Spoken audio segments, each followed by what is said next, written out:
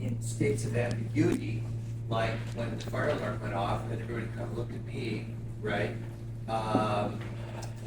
They were sense making. And I was listening, yeah, that's a fire alarm for sure. My brain was sense making. And then we kicked in to the habitual response, which is go left or go right, but get out of the building, right? And we did that. So sense making is happening all the time in behavioral labs. And the brain is constantly assessing the information around it. We talked about how nobody knew what color the walls were, even though until I drew your attention to it, and they all looked and know what color was. By the way, what's the color of the ceiling? White. Ah, okay, you're studying up, right? Okay.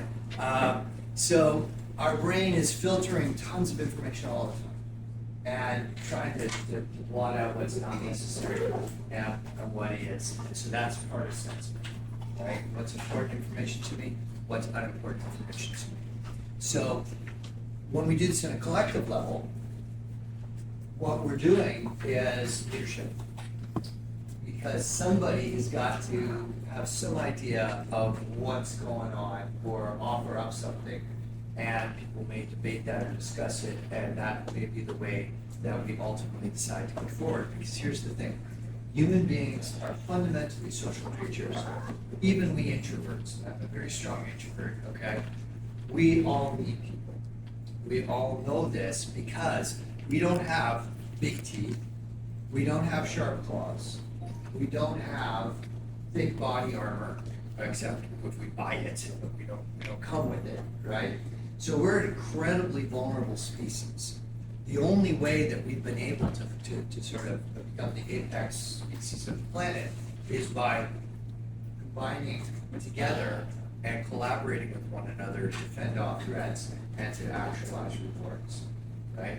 That's our adaptive advantage, because we can't go up against a bear, we can't go up against a sole wolf in most cases, right? It might be something of a fight, but we're gonna walk out of that pretty beat up if you're bad to compete with that big predator, right? So that's the thing about we humans, we're reliant upon others. And so this is going to be a discussion about getting into how the brain works to sense make, not only individually, but collectively, okay? And the collective sense making is leadership. And again, I told you last time, but I want to underscore this. Leadership isn't associated with just your title. Right? In fact, we all know people that have had the title of leader who have been very ineffectual or not doing the job. So it doesn't count. That's only one form of power called legitimate power. We're going to be exploring this more. You are with the study group, right? And you know when the exam's coming, and you guys get together to study for the exam. There isn't necessarily a formal leader in that group. You might decide that there is one, but leadership is going to happen in that group.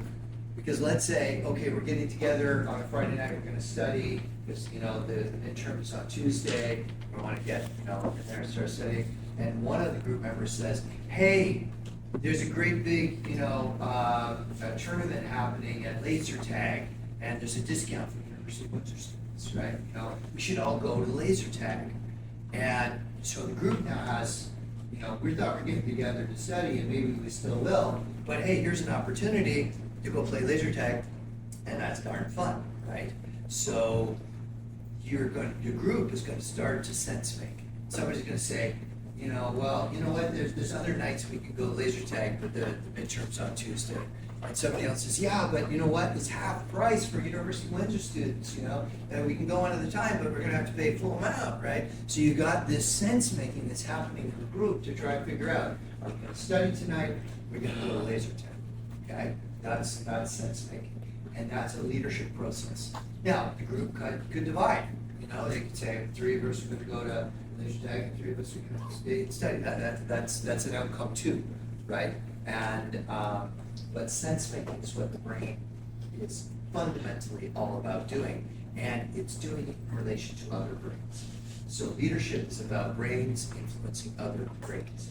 Now we're going to dive into how the brain works in the context of a VUCA world.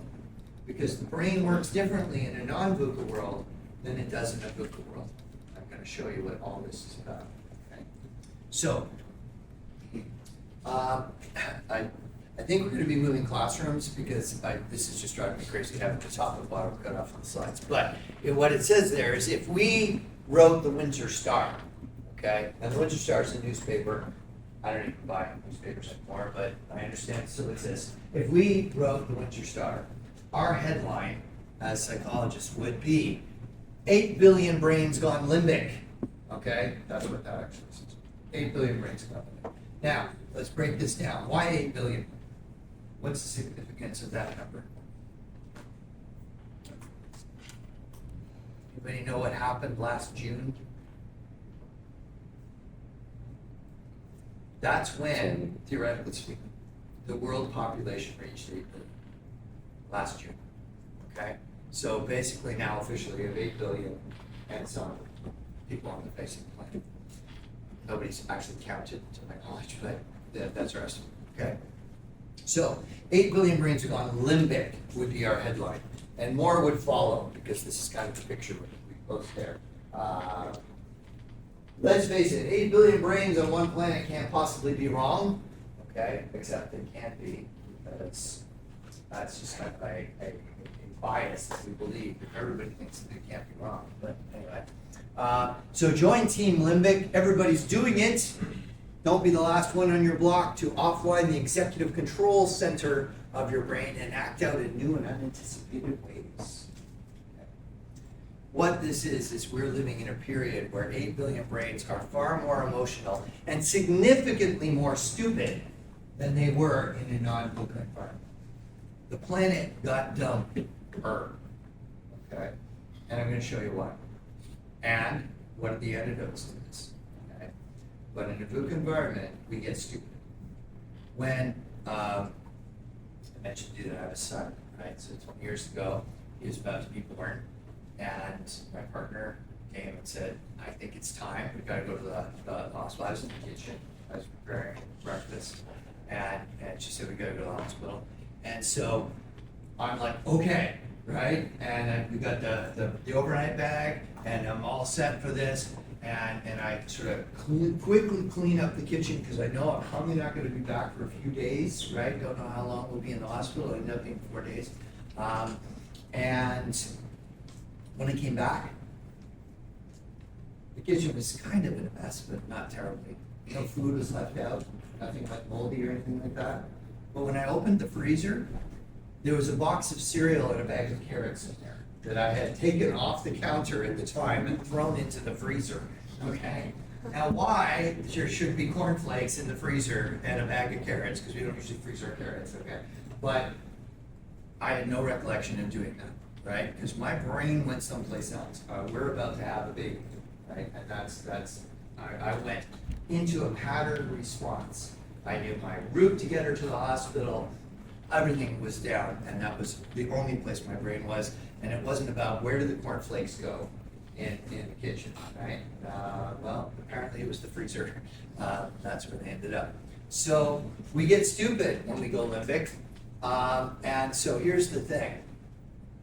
In a VUCA environment, we covered this last time, volatility, uncertainty, complexity, ambiguity, that has a particular effect on the brain.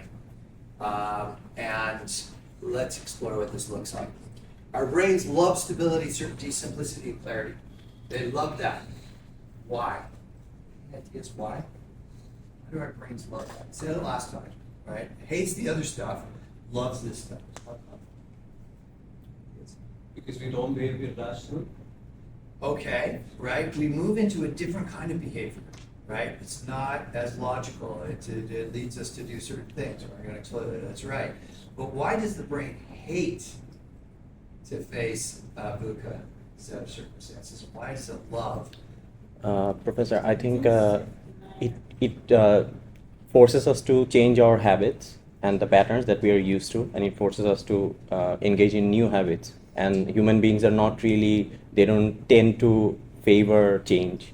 Okay, good. Change requires more thinking. What were you going to add to that? That's great. I said, I think it's self-denial, like you don't want to believe this is our reality, so just Okay, now that's an interesting one too. You've got a fascinating one there because when the pandemic, now our team, we predicted the pandemic 2 months before it hit, and we actually went out and prepared. We just saw it is overdetermined. We would have been happy to be wrong, but we were right and we were ready for it. Even though we were ready for it, once lockdown happened, for months after, I'd wake up every morning going, is that real? Are we really in this world? Right? Is it real? And my brain had to reorient right over again. Yeah, that's how we're living at it, right?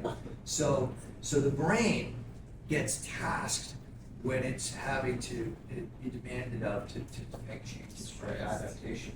It creates stress. And here's the bottom line to that. The brain is 2% of your body mass. Okay? 86 billion neurons, those are the nerve cells that do all the talking between them and create the thoughts and the perceptions that we have. And these 86 billion neurons all interacting with one another make up 2% of our body mass, yet it consumes the brain 20 to 25% of our caloric intake. Okay?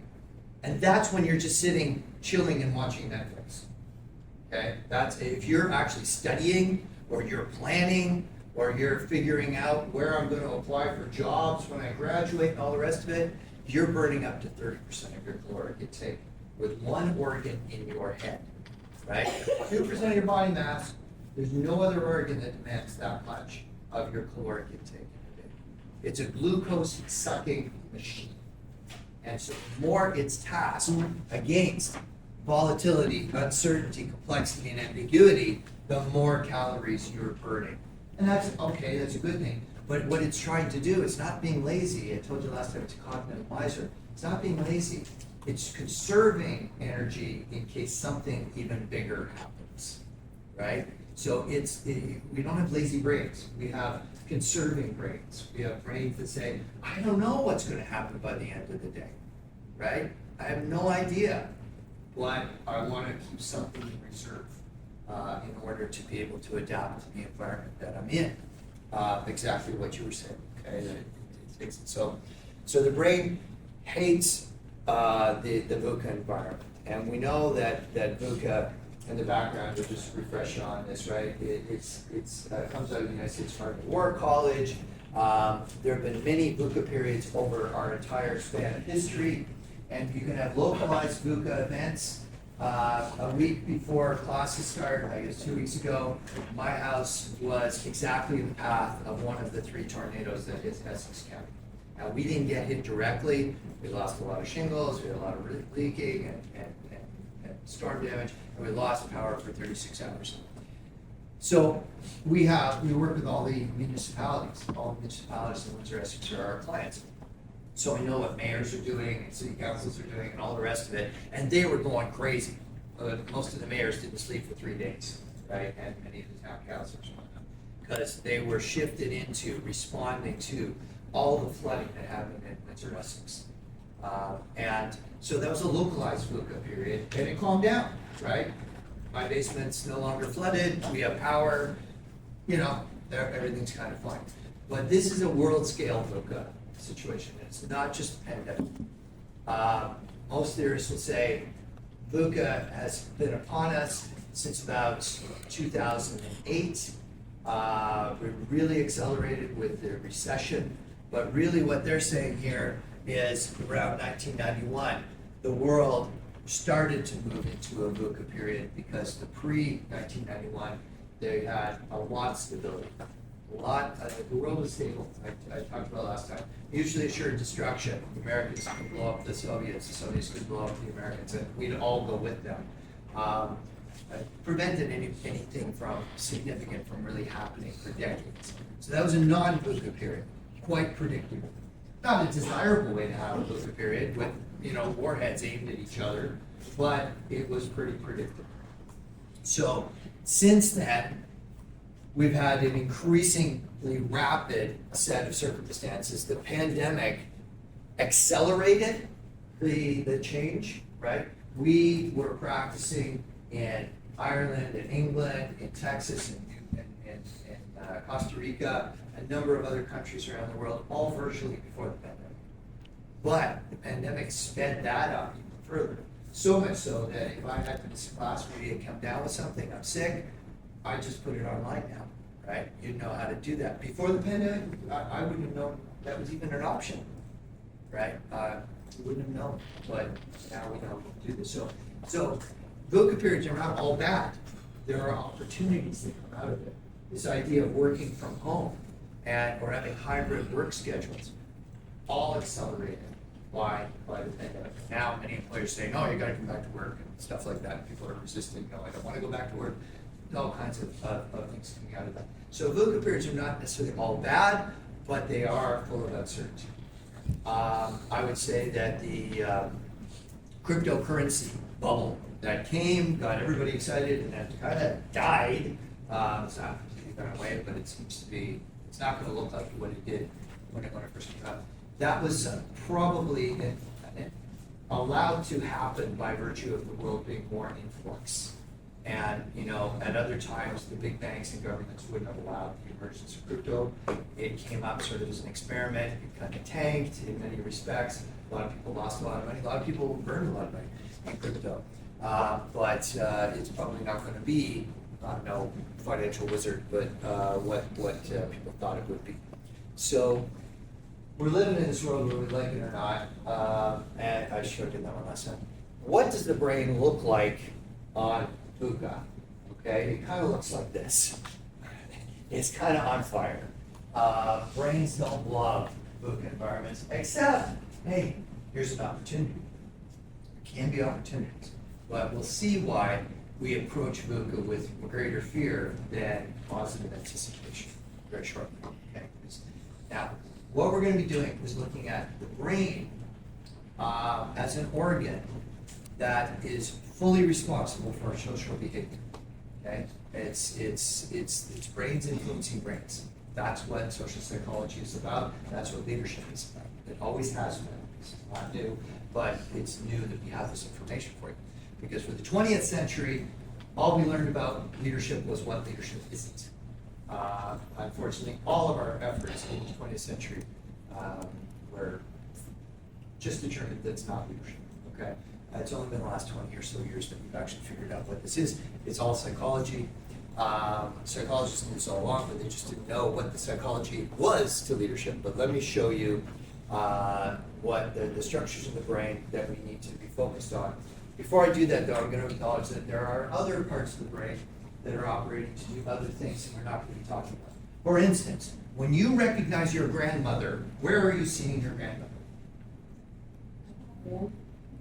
No. Where are you seeing your grandmother? Wherever she is, where are you seeing her? Where do you see anybody? Where do you see me right now? Right here? No? Guess where you recognize your grandmother? Right here. Okay? All of your facial recognition neurons are back here at the back of your brain in the occipital lobe.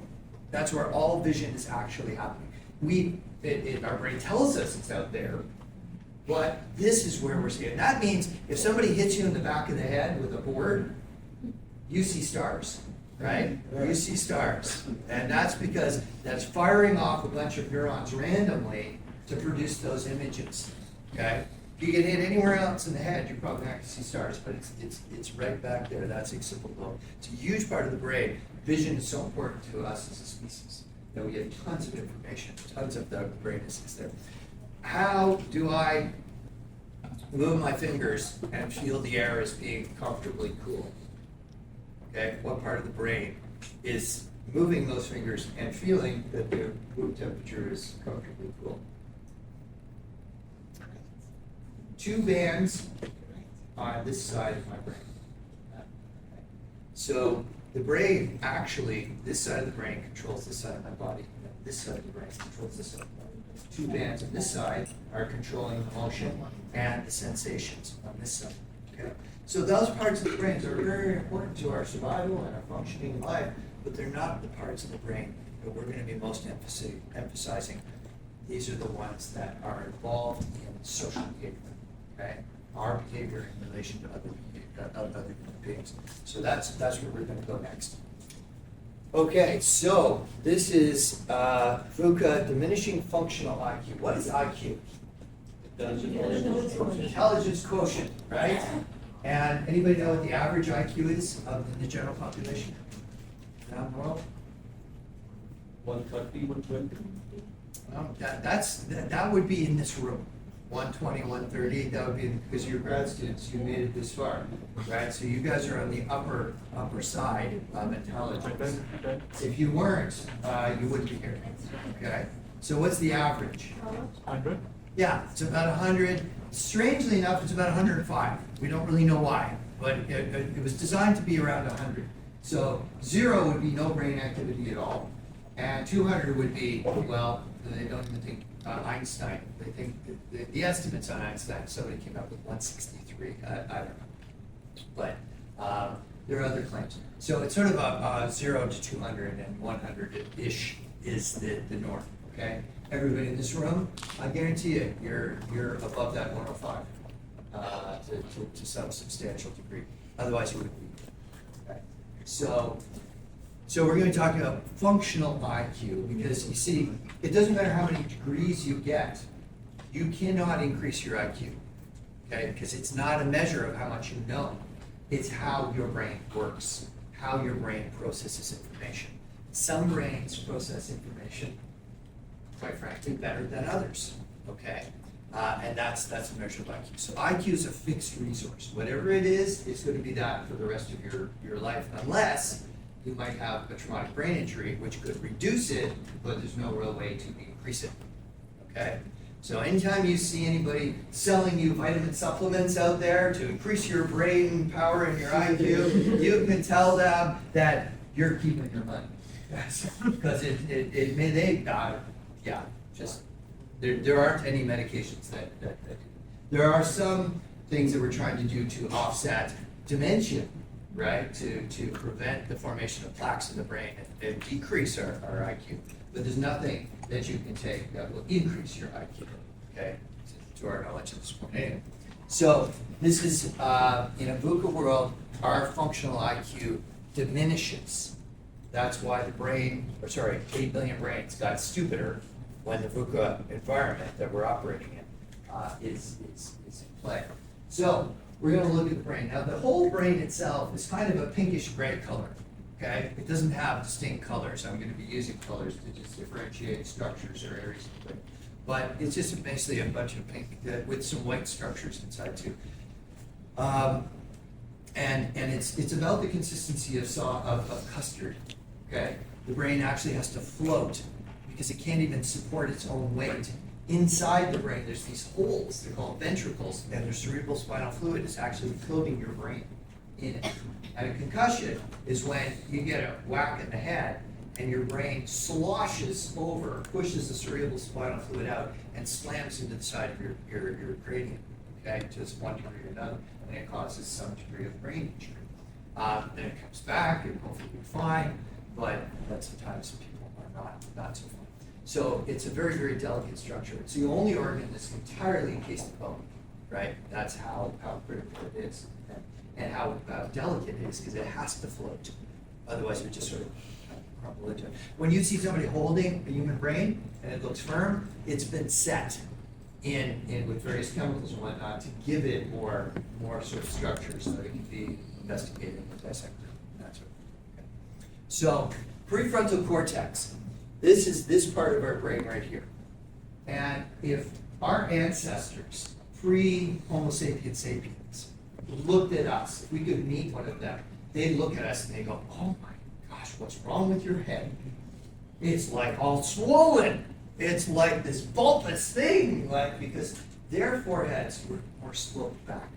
They had less prefrontal cortex, okay, than we do today. So we look kind of strange in the whole evolutionary chain. If you look, there's the sloping foreheads, and then the forehead comes out more, and that's created more. And the way the brain evolved was pretty much up and forward. So we've got a lot more prefrontal cortex than our ancestors. They had prefrontal cortex. My cat has a prefrontal cortex. Now, their brain, I have two cats, their brains are the size of a walnut, okay? So they don't have nearly as many neurons in there doing the stuff that neurons do, but they certainly have a mind of their own, right? So we're going to be talking about the prefrontal cortex, and it is our executive control center. It's like the bridge of the ship, right? It's where the steering wheel is and where the captain is shouting out orders and everybody is communicating and coordinating to keep that ship going. So it's like headquarters. That's what the prefrontal cortex is about. It's also where we're aware of ourselves. So if you have damage to the prefrontal cortex, you may lose you could still eat, you could still move around, you could, but you won't have a self-awareness. Right, and that's quite tragic, right? That if that happens, they sort of lose their sense of personality. Of course, of that. And so our cognitive processing takes place there. It's the home of IQ, EQ, SQ, and DQ. Now we know what IQ is. What is EQ? Emotion. Yes, it's emotional intelligence. Some theorists lump SQ in with EQ, but what's SQ? Social intelligence. So emotional intelligence, awareness of my own emotions, and how do I moderate them, right? Oh, I've got to study for Tuesday's exam. I just don't feel like, okay, but if I don't, well, if I do, if I get a lot done tonight, maybe I can go to laser tag tomorrow. That would be good. So I'm doing things with my prefrontal to moderate my emotion center to get me to study, even though I didn't really want to study, right? I'm going to reward myself in another way. You've been doing this all your lives. You have a lot of internal self-regulation in order to be doing what you're doing this very instance, to get here, right? To accomplish all that you've accomplished, to be here and be learning this stuff, right? So emotional intelligence, my awareness of my own emotions and my ability to moderate and self-moderate. Some people aren't even aware of their emotions. They're behaving on the basis of emotions. And you ask them, what are you feeling right now? What do you mean what I'm feeling? They actually don't know, okay? That's a problem. You'll see that nobody does well with low EQ. SQ is the awareness of emotions in other people and knowing how to respond appropriately to them given the emotional state that they're in.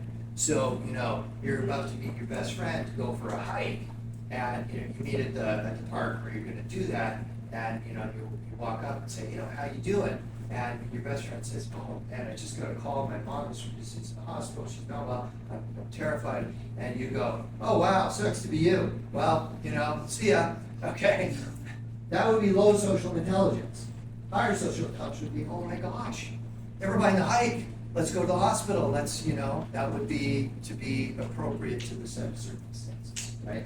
And, if you discard your friends, because you're not, I want to go for a hike, and you want to go to the hospital, well, I'm happy to. You're not going to sustain those those relationships for very, very long, right? So emotional and social intelligence.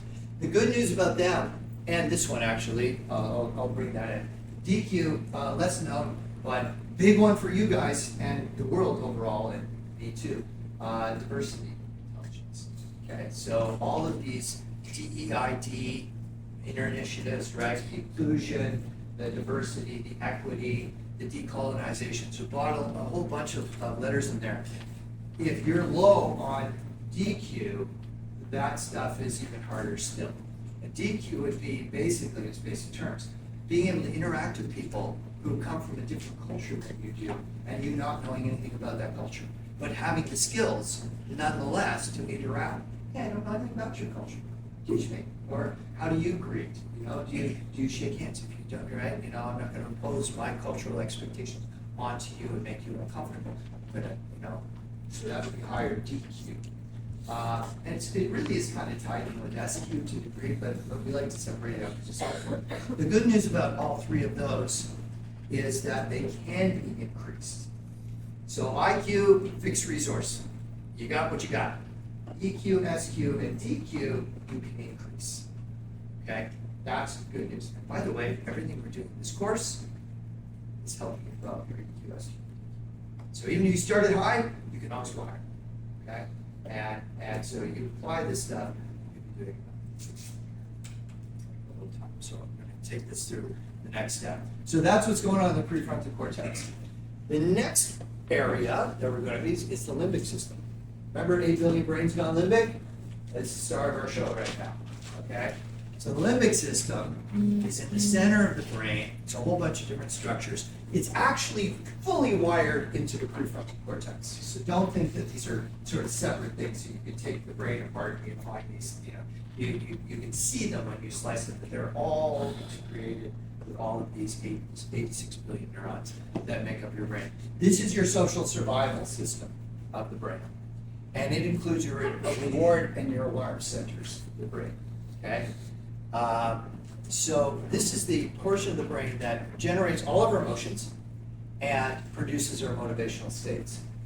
Yeah, I can't go and play laser tag tonight, I gotta study, right? I wanna go play laser tag, I gotta study, right? So that's coming from the limbic system, going, I don't wanna fail on Tuesday. Or I'm really interested in this material and I wanna keep going while I'm on it, right? There's lots of reasons to keep you from doing another desirable thing in that state. It's coming from the limbic system, working with the prefrontal cortex. They're not separate systems, but they functionally do different kinds of things, okay? So we're social creatures. We rely on each other for survival. So social survival is absolutely critical to us. If we're ejected from our tribe, however you define your tribe, family, your community, whatever, that is highly alarm-inducing to our brains. We don't do well with the threat of separation, okay? Even we introverts, very introverted, we introverts, we need connection with other human beings. We just need fewer, and we need more sort of alone time, but we still need social time.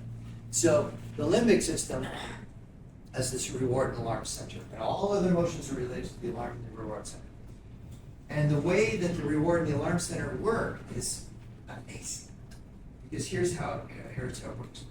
Our actual ancestors, the ones that we share a biological heritage from, okay, that we got their genes from, were different than hominids who didn't have the same wiring in the limbic system as our ancestors. So let me give you an example, a thought experiment. Here's, 10 of our kind 200,000 years ago on the savannas of Africa.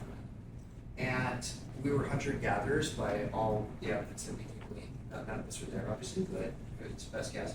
And hunting is very energy intensive and it doesn't have a guaranteed payoff. You could go hunting, but you may not bring home a kill, right? Gathering tends to be, as long as there's enough to gather around, that tends to be, so that tends to be dominant. But the other thing that we do is we scavenge. And that means if a saber-toothed tiger, there were saber-toothed tigers around 200,000 years ago, they actually ate our ancestors, fairly frequently, killed a wildebeest, okay? It ate what it wanted, and there's a whole bunch of carcass still there. Well, let's do this in the thought experiment. There's 10 who aren't our genetic ancestors, and there's 10 who are. What would the difference? They both come across a carcass, free food, okay? Well, those who aren't our ancestors are the ones that went, wow, free food, and they run in and they start eating, right? Now, why are they not our genetic ancestors? Their reward center went off, free food, and they go, okay? They're not our ancestors. Because you see, what they didn't do was have an alarm system countervalence to that. So the 10 who are our ancestors are the ones who say, hey, free food, that's fantastic. Wait a minute. Whatever killed that could just be, okay, digesting its first meal, and it's going to come back for a second. And we don't want to be its hors d'oeuvres for the, So let's check the situation out first. Our alarm system goes off before we have the reward system, okay? So the alarm system that overrides the alarm system is what we have actually, the alarm system overrides the reward system, is the genetic makeup of our brains, okay? Those are our ancestors, because they did get the food eventually, but the alarm system went, hey, that's promising, but, right? So you might go, hey, Elon Musk just called me and he's giving me a fantastic job offer to go to work at X. And your alarm system might go, yeah, but how many people did he just fire from Twitter when it was Twitter? And he gutted the whole company. He did it heartlessly. You know, do I actually, you know, here's a reward, an opportunity, but does my alarm system also get set up for that point, right? Maybe, right? Maybe I need to think about this. So that's the reward in the alarm system. The alarm system always needs to ring louder than the reward system. Here's how this even works.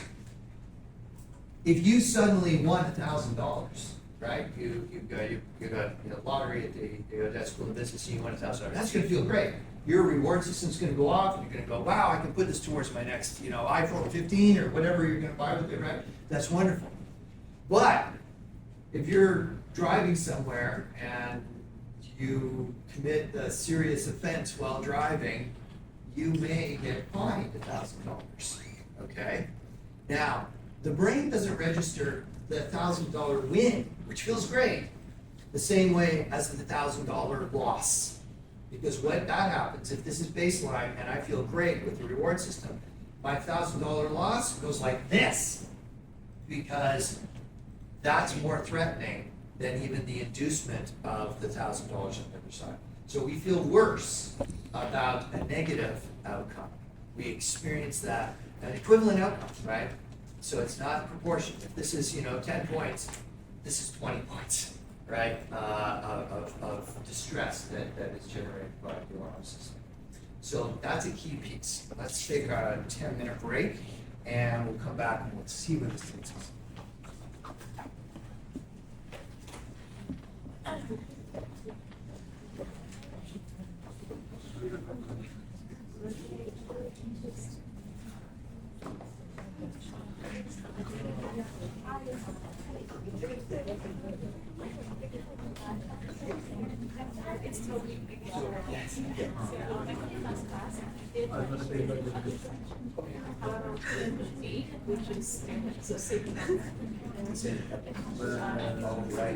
Yeah, because I was hoping to be like either forward and present before. Okay, send me an email, and then I'll see what I can do about the make sure you tell me which section you were in, you've gone to, so that I don't have to go through it. Okay?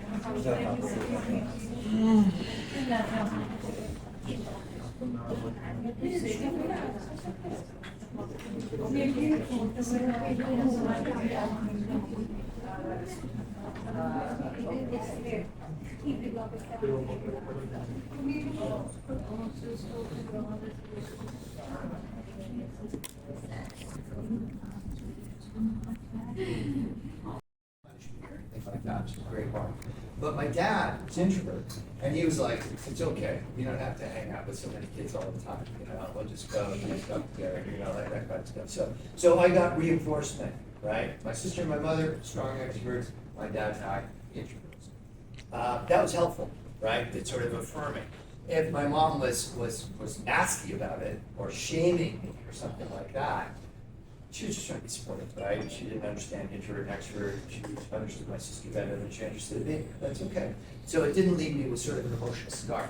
Didn't cause me to feel ashamed of my personality and that I have to behave differently than my personality. That's where personality is in the gray, because it can get a little bit distorted by virtue of certain pressures and tensions that might be put upon somebody. Okay? And that's going to lead into something we're going to be talking about in the next layer. And now, the next layers, they're out towards the outer world, right? These next two layers are much more about an interplay between the inner world and your socialization. Okay? So these are things that are more malleable. And that is identity and neurotic loading. Now, identity is always evolving. I got my core personality, got my core temperament, I got my needs that I'm working on, all the rest of that. My identity is all the stuff that I laid out there for you. You know, when I first met you, here's who I am. Here's where I come from. That's sort of a thumbnail sketch of my identity, right? And we're all wearing indicators of our identity all the time. It's just an expression. Every morning when I wake up, the first thing I do is I put my dog tags on. You know, I do not need to wear these anymore, but that's part of where I come from, right? And so that's part of my ritual. It's not a good luck charm. If I forget to wear them one day, I'm fine. It doesn't matter. But I put them on. Okay. You'll have your own things you do that, you know. This is not for decoration. Okay. This is yin yang symbol, which is the symbol of Taoism. So this is something that I use for myself to ground myself. It's part of my identity. So if you see it, you go, oh, it's easy, but it's not for you, it's for me, right? So if I'm not feeling so grounded and stuff like that, it's a cue that sort of draws me into that space of being more grounded and knowing this, right? So these are unique things to me that express my identity. You are no different. You'll have your own versions, right? And some things that you do, other people couldn't interpret.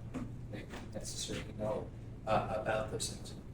So identity is part of the world that you're in, the socioeconomic class you come from. It's infused within it your core values, which can evolve over your lifespan, that kind of thing as well. So that's what's going on there. Your neurotic loading is the stuff that gets in the way. It's the stuff that we haven't worked through. It's the stuff that maybe prevents us from doing things that we might want to do or take on in life. So neurotic loading, we all have it. It could be as simple as a fear of spiders, or it could be as complex as post-traumatic stress disorder, okay? And something like that. So everybody's got it. The question is it more in control of us, or are we more in control of it, right? So I was working with an executive, and she got her dream job on Bay Street. She got an invitation to join a corporation on Bay Street. Bay Street is like Wall Street for Canada, okay? She turned it down. It was exactly what she wanted. It was what she struggled to. She was just going to the C-suite on Bay Street. The reason she turned it down, she's terrified of elevators. Okay? Bay Street, skyscrapers. This building, top of the skyscraper. So that's neurotic loading. That's getting in your way. Now, if it was, oh, I'm a little bit nervous about getting on an elevator, but it won't defeat me. Well, it's still my neurotic loading. I'm not going to enjoy going up and down once a day. Maybe I won't go up and down more than once a day. You know, I'm not going to go out for lunch and stuff, but it's not going to keep me from taking the job. So neurotic loading can be any scope, from the minor to the and we can have this, okay? The last layer that we're going to look at is social power strategies, which are very much learned. We're going to be spending a lot of time on that. You already know about the prefrontal cortex, right, and how that works. And we know that the limbic system, the prefrontal cortex, interplay. So notice that arrow, it's very intentional. The limbic system fires into the prefrontal cortex. It motivates us, tells us what our emotional states are. And the prefrontal cortex moderates the limbic system. So they're friends in a sense. They're allies, but one can't override the other. The last piece on the inside I want to point out is that there are limited energetic resources and limited attentional resources. So when we come together again next week, we're going to finish this. We're going to take the inner world and see how it interacts with the outer world. A whole bunch on this that hasn't filled in yet. That's where we're going to go. This is our roadmap for the entire course. Okay? All the leaders we train invariably take this model and they put it up in their office, because every leadership challenge has to do with that outer world and that inner world. Okay? So you're going to have all the stakeholders. So have a great week. I'll see you next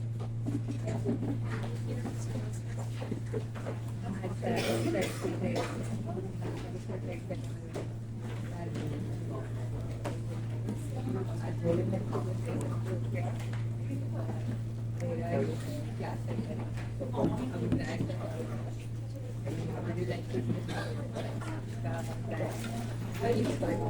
Wow.